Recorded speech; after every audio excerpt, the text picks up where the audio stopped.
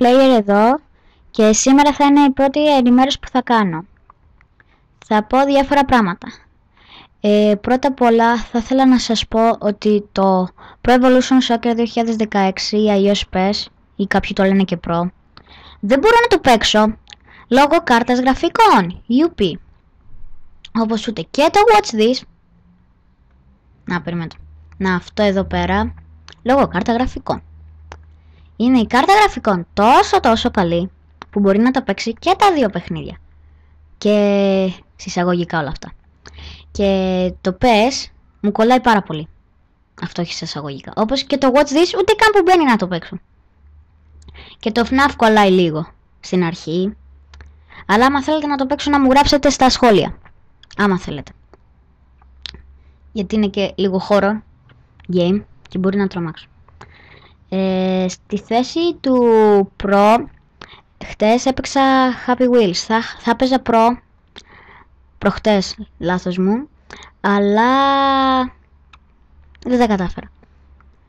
Χτες, ούτε και χτες πρόλαβα να κάνω βίντεο, γιατί χρειάστηκε να πάω σε διάφορα μέρη.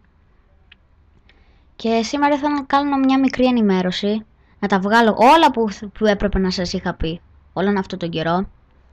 Και ένα τελευταίο πράγμα, πριν σας αποχαιρετήσω. Σε κάποια βίντεο, άμα έχετε προσέξει στην αρχή, δεν ακούγεται η φωνή μου που σας λέω. Γεια σας παιδιά, έχω και το player εδώ, σήμερα παίζουμε αυτό και αυτό.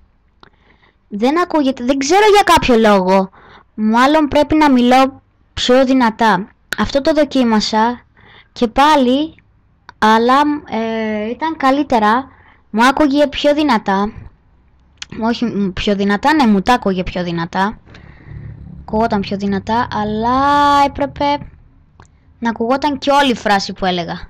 Δεν ακούγεται όλη, αλλά ακούγεται παραπάνω από ότι θα ακουγόταν με την κανονική φωνή μου. Αυτή ήταν η ενημέρωση για σήμερα. Άμα γίνει τίποτα άλλο θα σας πω.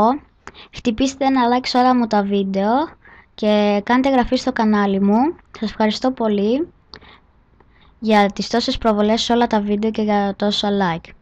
Θα τα πούμε στο επόμενο βίντεο. Bye guys!